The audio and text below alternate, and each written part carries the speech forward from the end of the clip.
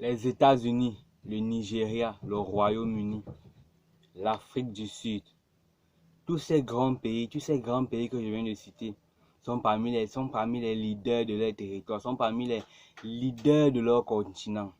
Et qu'est-ce qu'ils ont en commun? Ce sont tous des pays anglo-saxons, c'est-à-dire que l'anglais est la langue nationale du territoire. Chaque pays que je viens de citer, leur point commun, c'est le fait qu'ils ont pour langue nationale l'anglais. Et j'ai constaté que les pays anglo-saxons sont toujours des pays qui ont une certaine longueur d'avance sur d'autres personnes, sur d'autres pays en termes de développement. Les anglo-saxons sont toujours parmi les premiers. Les anglo-saxons sont toujours les plus avancés par rapport aux francophones. Je vais me limiter ici à la comparaison avec les francophones pour ne pas faire que la vidéo soit trop longue. Les anglo-saxons ont toujours une longueur d'avance en termes de développement par rapport aux francophones. Après mes investigations, c'est quelque chose que j'ai découvert. C'est une remarque qui m'a vraiment intrigué. Je me suis demandé, mais pourquoi toujours les anglo-saxons? Les anglo-saxons sont toujours devant les francophones. Pourquoi? Après beaucoup d'investigations, de recherches, j'ai constaté qu'il s'agit en fait d'un état, d'une mentalité, d'un paradigme d'habitude. C'est là la principale différence entre les anglo-saxons et les francophones. Les anglo-saxons ont une mentalité de gagnant. Durant les Jeux olympiques les Jeux olympiques dans les années 1980, un anglo-saxon avait perdu. Il avait perdu le championnat, je crois que c'était le saut en hauteur. Il avait perdu. En fait, il était sorti 4e. Il y avait 6 athlètes et l'anglo-saxon était sorti 4e. Il y avait aussi un francophone. Le francophone était sorti 5e, donc il était derrière l'anglo-saxon. Quand on a interviewé l'anglo-saxon, qu'est-ce qu'il a dit? Il a dit, je cite, je suis venu dans cette compétition pour gagner. Je ne tolère pas vraiment la défaite. Je n'accepte pas cette défaite. Pour moi, cette défaite, c'est une honte pour ma communauté, c'est une honte pour mon pays, c'est une honte pour ma famille, c'est encore aussi une honte pour moi-même. Je suis venu ici pour gagner, je ne suis pas venu ici pour participer. Et qu'est-ce qu'on a interviewé le francophone? Qu'est-ce que lui, il a dit? Lui, il est venu dire que tout s'est bien passé, j'ai donné le meilleur de moi-même. Je suis arrivé là où je pouvais arriver, je suis venu pour participer. Le plus important, c'est de participer.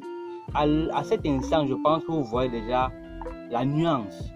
Une personne a une mentalité de conquérant, il n'est pas là pour participer juste pour perdre du temps. Et une autre personne a une mentalité, je ne sais pas, une mentalité donc vraiment très basse. Donc il n'est pas là, il n'est pas ambitieux, manque d'ambition et il n'est pas là pour conquérir comme l'anglo-saxon. Voilà, d'abord c'est une petite anecdote pour vous dire comment les mentalités diffèrent vraiment entre le milieu anglo-saxon et le milieu francophone. Voici d'abord seulement, à partir de cette petite anecdote, vous pouvez là comprendre pourquoi les anglo-saxons, les pays anglo-saxons sont toujours en avance à cause d'abord de cette mentalité de conquérant.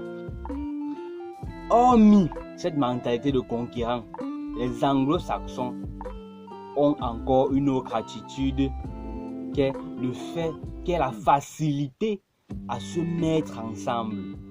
C'est aussi quelque chose que j'ai découvert. Les anglo-saxons ont cette facilité à travailler ensemble, à travailler en équipe pour réaliser un projet, pour réaliser des projets communs et pour réaliser des rêves communs, même des rêves personnels. Si un anglo-saxon a un rêve, il ne va pas s'aventurer à aller le réaliser seul. Même s'il en est capable, il va toujours faire appel à sa communauté. Il va toujours aller s'associer à sa communauté pour construire son rêve. Et aussi, en même temps, les autres construisent leur rêve. Ils ont donc construit un rêve en commun. Les anglo-saxons ont cette facilité. C'est un peu comme, moi je pense, c'est devenu comme un réflexe chez eux. Le fait de s'associer, le fait de se mettre ensemble sur n'importe quel projet, sur n'importe quoi, les anglo-saxons se mettent ensemble. C'est un réflexe pour eux. Ils ont cette facilité. Comparé à nous, les francophones, parce que je m'indexe aussi, parce que je suis francophone. J'ai juste changé cette mentalité. Je m'indexe aussi, nous les francophones, je nous indexe. Nous ne sommes pas comme ça. Nous, on a plutôt cette illusion du héros qui veut réussir et changer la communauté seul. Le héros, ce héros solitaire qui veut réussir dans la vie, qui veut réaliser de grandes choses seul et sauver la communauté. C'est ça que nous sommes égoïstes. Les francophones sont très égoïstes. C'est très difficile pour que les francophones se mettent ensemble. Ils sont très égoïstes. Nous sommes très égoïstes. Je me mets à l'intérieur. Je m'inclus. Je ne m'exclus pas. Nous sommes très égoïstes. C'est vraiment très difficile pour que les francophones se mettent ensemble pour réaliser des projets. C'est vraiment très difficile de voir des francophones travailler en équipe pour réaliser des projets communs ou même des projets personnels. Encore moins même pour les projets personnels. Et même lorsque c'est le cas, même lorsque les francophones se mettent ensemble pour réaliser des projets, ce projet ne va jamais aboutir. Pourquoi? Parce qu'ils vont se mettre ensemble. Donc on va dire, il y aura normalement un meneur, normalement un chef. Lorsqu'on va donc nommer le chef, celui qui aura plus de capacités, plus de facultés, être leader, plus de charisme, lorsqu'on va le nommer, donc on va se dire, mais pourquoi c'est lui le chef? Pourquoi ça ne peut pas être comme moi le chef? Et toute l'équipe va se dire, pourquoi c'est moi le chef? Pourquoi c'est lui le chef? Et pourquoi ça ne peut pas être comme moi le chef? Voilà le problème maintenant. Et là, alors, maintenant, l'équipe se dissout, l'équipe disparaît, le projet meurt. Voilà encore cette mentalité-là. Troisième mentalité encore, les anglo-saxons sont des gens qui partagent beaucoup. J'ai échangé avec des anglo-saxons. Je suis dans leur langue anglaise. J'ai échangé avec des anglo-saxons. Et rien qu'en communiquant avec eux, ils m'ont partagé certaines choses que certains francophones, on doit payer pour qu'ils nous partagent ces informations. Rien que dans une simple conversation avec les anglo-saxons, avec des gens du pays, des pays anglophones, des pays dont la langue nationale c'est l'anglais, en échangeant rien qu'avec eux, juste dans une conversation banale comme ça aussi, ils m'ont donné certaines informations qui m'ont éclairci. Et sur nombre de mes projets, ces informations qui m'ont donné de façon si banale m'ont beaucoup aidé dans ces projets-là. Les anglo-saxons sont vraiment des gens qui partagent beaucoup. Dès qu'ils ont une information et que ça c'est une information très avantageuse, très bénéfique, qui peut aider, ils vont le partager ça. Ils vont partager ces informations en communauté. C'est la raison pour laquelle leur communauté avance toujours. Dès qu'un a une information, il voit que ça peut aider. Il partage aux autres et les autres avancent. Et toute la communauté gagne. Contrairement à nous, les francophones, nous n'avons pas cette mentalité-là. Nous avons toujours la mentalité que... Nous avons une mentalité du genre... Lorsqu'un francophone découvre quelque chose, a une information qui peut aider, il va la garder pour lui seul. Parce qu'il a cette illusion du héros qui doit réussir, qui veut réussir seul et sauver la communauté. Pourtant, on ne peut aller nulle part seul.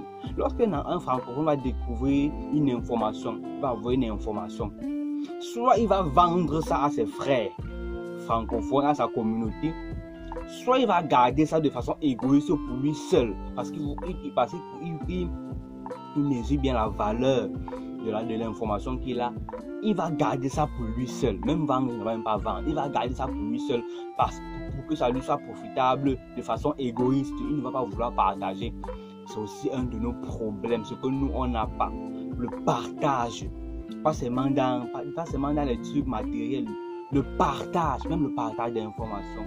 Mon frère, si tu as une information qui peut aider ta communauté, partage-le de façon gratuite. Tu gagnes aussi et ta communauté gagne. Ça sert à quoi d'être le seul héros? Ça sert à quoi d'être le seul grand parmi d'autres petits?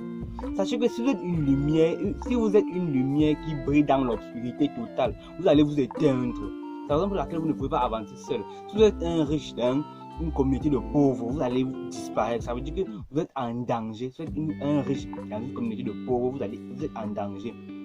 Parce que les autres vont vouloir vous étiqueter des trucs. Les autres vont vous étiqueter que non, c'est un sorcier, non, il a fait ceci pour avoir ça, il fait des magouilles. Et ils vont vouloir vous éliminer par jalousie. Chez nous, les francophones, il y a cette jalousie-là. Le partage, mes frères. Les anglo-saxons sont des gens qui partagent énormément. Ils sont vraiment des gens généreux. Qu'est-ce que moi, je nous encourage à faire dans cette vidéo? Je nous encourage, nous les francophones, à copier ce qui est bon, à copier, à voir que nos voisins les anglo-saxons sont toujours devant nous. Qu'est-ce qui se passe? Nous cherchons à savoir, à comprendre pourquoi et nous découvrons donc cela. Copions leurs habitudes, copions leur mentalité, copions leur paradigme. Bien sûr, ne copions pas de façon aveugle, copions et adaptons ça vers nous, copions le partage qu'ils ont, copions le communautarisme qu'ils pratiquent, copions l'esprit de vainqueur, l'esprit de conquérant qu'ils ont. Nous mettons ça dans notre communauté et avançons aussi. Pourquoi nous devons toujours rester derrière, à voir les autres devant, à les étiqueter ensuite qu'ils ont fait des magouilles, ce qu'ils font n'est pas bon. Non, ce n'est pas ça qu'il faut faire. Copions ce qui est bon, copions le bon exemple. Ensemble, nous arriverons tous au sommet, nous serons tous des conquérants. Avoir cette mentalité sera très bénéfique pour vous. Voilà le message que vous allez passer. Souvenez-vous, les États-Unis sont la première puissance mondiale. Le pays le plus développé au monde, le pays le plus riche au monde sont les États-Unis.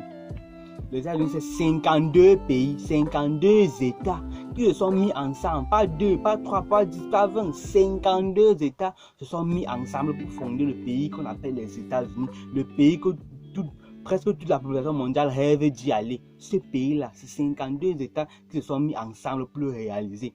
C'est pour ça qu'ils sont au sommet aujourd'hui, au sommet du monde, premier partout, économique, technologique, industriel, armement. Qu'on vous dit, mettez-vous ensemble et travaillez pour aussi être au sommet. Nous, on a cet orgueil.